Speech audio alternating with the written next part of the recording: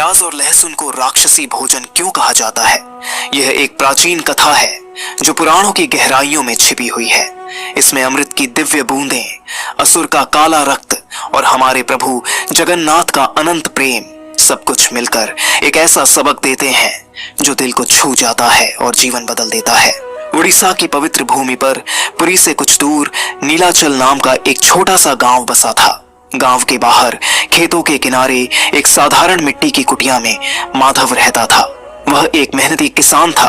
दिन भर खेत जोतता, बीज बोता, फसल की देखभाल करता। शाम ढलते ही थका मांदा घर लौटता, चूल्हा जलाता, चावल दाल सब्जी बनाता और उसमें हमेशा प्याज और लहसुन डालता। गांव वाले कहते, माधव भैया, ये दोनों चीजें तो ताकत की खान है, बीमारियां दूर भगाती हैं। माधव भी यही मानता, लेकिन रात होते ही उसका मन बेचैन हो उठता। वह जगन्नाथ की छोटी सी तस्वीर के सामने बैठ जाता, हाथ जोड़कर बुदबुदाता, हे जगन्नाथ, मैं तुम्हारा नाम रोज लेता हूँ, भजन गाता हूँ, फिर मेरे मन में इतना क्रोध, इतनी उदासी क्यों? भक्ति के बावजूद शांति क्यों नहीं मिलती? एक शाम की बात है। आकाश में घने काले बादल छाए थे, तेज हवा चल रही थी, बारिश की बूंदें गिरने लगीं। माधव खेत से लौट रहा था। रास्ते में पुराना पीपल का पेड़ था। उसके नीचे एक बूढ़ा साधु बैठा था, सफेद वस्त्र पहने, लंबी जटा, हाथ में कमंडल, आंखें इतनी गहरी कि लगता था सदियों की सारी कहानियां उनमें समाई हैं।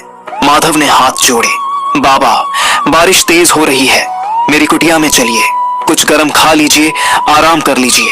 साधु ने मुस्कुराकर देखा। उनकी मुस्कान में एक अजीब सी शांति थी। बेटा, मैं चलूंगा, लेकिन पहले बताओ तुम्हारे घर का भोजन कैसा है? क्या उसमें प्याज और लहसुन डाला जाता है? माधव ने कहा, हाँ बाबा, रोज डालता हूँ, बिना इनके स्वाद ही नहीं आता। साधु ने गहरी सांस ली। माधव, यही तो हर्ज है, ये राक्षसी भोजन है। इनकी जड़ें एक बहुत पुरानी कथा से जुड़ी हैं, समुद्र मंथन की कथा, और वह कथा हमारे प्रभु जगन्नाथ से सीधे जुड़ी है। अगर तुम्हारा मन तैयार है तो सुन लो। ये कथा सिर्फ सुनने की नहीं, जीने की है। माधव की आंखों में जिज्ञासा जागी। वह साधु को कुटिया में ले आया, चूल्हा जलाया, चावल, दाल और सब्जी बनाई, उसमें प्याज लहसुन डालकर। साधु ने भोजन देखा और बोले, बेटा, मैं यह नहीं खाऊंगा, मुझे सिर्फ फल दे दो। माधव ने पूछा, बाबा, क्या गलती है इनमें? साधु ने कहा, गलती नहीं, रहस्य है, आओ बैठो, आज मैं तुम्हें पूरी कथा सुनाता हूँ। रात गहरा गई, बाहर झमाझम बारिश पड़ रही थी। छोटी कुटिया में एक तेल का दिया जल रहा था। उसकी रोशनी में साधु की आंखें चमक रही थीं। कथा शुरू हुई। बहुत बहुत पहले की बात है। सृष्टि अभी नई नई थी। देवता और असुर दोनों अमृतत्व की लालसा में जल रहे थे। देवता कमजोर पड़ रहे थे, असुरों की ताकत बढ़ती जा रही थी।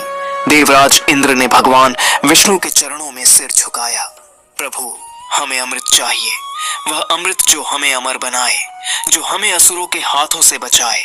विष्णु ने मुस्कुराकर कहा, अमृत क्षीर सागर की सबसे गहरी तह में छिपा है, उसे निकालने के लिए समुद्र मंथन करना होगा, लेकिन अकेले देवता नहीं कर सकते, असुरों की मदद लेनी होगी। देवताओं ने असुरों से बात की। असुर राजा बलि सहमत हो गए, लेकिन शर्त रखी, अमृत मिले तो आधा हमें मिलेगा। मंथन शुरू हुआ। मंदराचल पर्वत को मथनी बनाया, वासुकी नाग को रस्सी। देवता एक तरफ खींचते, असुर दूसरी तरफ। समुद्र हिलने लगा। पहले निकला हलाहल विष, ऐसा घातक कि पूरी सृष्टि जल सकती थी। देवता घबरा गए। तब महादेव शिव आगे आए। उन्होंने विष को अपने कंठ में रोक लिया। कंठ नीला पड़ गया, इसलिए वे नीलकंठ कहलाए। मंथन जारी रहा। धीरे धीरे समुद्र से रत्न निकलने लगे।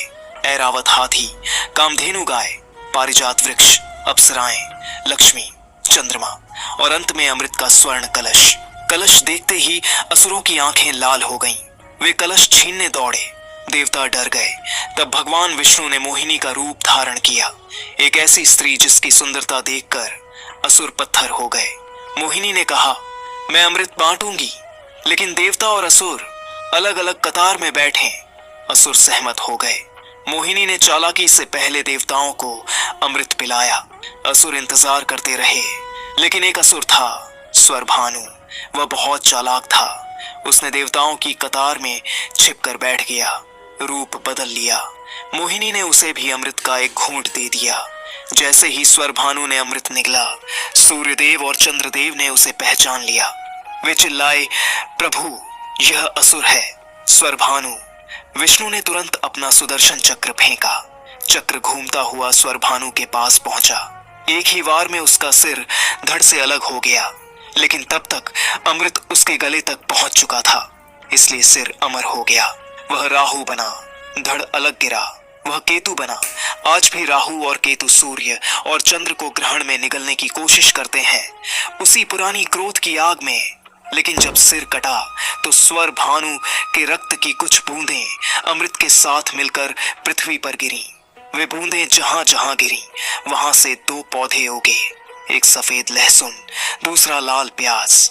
अमृत के प्रभाव से इनमें औषधीय शक्ति आई, बीमारियां दूर करने की ताकत। लेकिन असुर के रक्त से तामसिक ऊर्जा आई, क्रोध, उत्तेजना, आलस्य, तामस। इसलिए इन्हें राक्षसी भोजन कहा गया। साधु ने कथा रोककर माधव की ओर देखा। माधव, यह कथा पुराणों में लिखी है, लेकिन अब सुनो, यह हमारे प्रभु जगन्नाथ से कैसे जुड़ी है। जगन्नाथ स्वयं भगवान विष्णु हैं। वे ही मोहिनी के रूप में खड़े थे। उन्होंने देखा था कैसे असुर का रक्त अमृत से मिल गया। इसलिए पुरी के जगन्नाथ मंदिर में महाप्रसाद कभी प्याज या लहसुन से नहीं बनता। वहां सब कुछ सात्विक, शुद्ध, जो मन को शांत करे, भक्ति बढ़ाए। तामसिक भोजन मन को अशांत करता है, भक्ति में बाधा डालता है। माधव की आंखें नम हो गईं। बाबा, मैंने तो जीवन भर ये खाया, रोज इनके साथ भोजन किया, क्या मेरी भक्ति व्यर्थ गई? मन में क्रोध क्यों रहता है? साधु ने हाथ रखकर कहा, भक्ति कभी व्यर्थ नहीं जाती बेटा, लेकिन अब समय है शुद्ध होने का। जगन्नाथ का प्रेम असीम है, वे सब माफ करते हैं। पूरी चलो, वहां महाप्रसाद ग्रहण करो, देखना तुम्हारा जीवन बदल जाएगा। माधव ने उसी रात संकल्प लिया। अगली सुबह वह पैदल ही पुरी की यात्रा पर निकल पड़ा। रास्ता लंबा था, धूप जलाती, बारिश भिगाती, पैर छिलते, लेकिन मन में कथा गूंज रही थी। अमृत की बूंदें, सुदर्शन चक्र का वार, राहु केतु की बदलाखोरी और जगन्नाथ का दिव्य रूप। कई दिनों बाद वह पुरी पहुंचा। सिंहद्वार पर खड़ा होकर उसकी आंखों से आंसू बहने लगे। मंदिर में प्रवेश किया। जगन्नाथ, बलभद्र और सुभद्रा के दर्शन किए। प्रभु की बड़ी बड़ी आंखें जैसे सीधे उसके मन को देख रही हों। माधव घुटनों पर बैठ गया। हे जगन्नाथ, मैंने अनजाने में राक्षसी भोजन खाया, मन को तामस से भर दिया, माफ कर दो। अब से सात्विक जीवन जीऊंगा। उस दिन उसे महाप्रसाद मिला। चावल, दाल, विभिन्न सब्जियां, खीर, पायस, मिठाइयां, सब बिना प्याज लहसुन के। जैसे ही उसने पहला कौर लिया, मन में एक अजीब सी शांति उतर आई, जैसे अमृत ही पी रहा हो। क्रोध गायब हो गया, उदासी दूर हो गई। घर लौटकर माधव ने जीवन बदल दिया। प्याज और लहसुन पूरी तरह छोड़ दिया। भोजन सात्विक बनाया।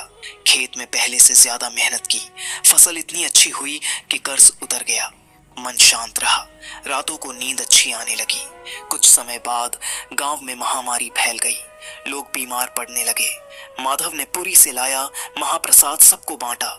साथ में समुद्र मंथन की कथा सुनाई। जो लोग प्रसाद खाते उनकी तबीयत सुधरने लगी। गांव वाले हैरान, वे माधव को संत मानने लगे। एक शाम साधु फिर आए, मुस्कुराकर बोले, माधव, तुमने कथा को सिर्फ सुना नहीं, जी लिया। जगन्नाथ तुमसे बहुत प्रसन्न है। माधव ने हाथ जोड़े। बाबा, अब मेरे पास सिर्फ प्रभु का प्रेम है। अकेलापन भी अब नहीं सताता। जगन्नाथ मेरे साथ हैं। कथा यहीं खत्म होती है, लेकिन इसका संदेश अमर है। प्याज और लहसुन शरीर को ताकत देते हैं, लेकिन आत्मा को तामस से भर देते हैं। जगन्नाथ का मंदिर हमें सिखाता है, भक्ति के लिए शुद्धता जरूरी है। शुद्ध भोजन, शुद्ध विचार, शुद्ध हृदय। जो भी यह कथा सुनता है, उसका मन स्वतः जगन्नाथ के चरणों में झुक जाता है और वह समझ जाता है प्रभु का प्रेम असीम है। बस दिल साफ चाहिए।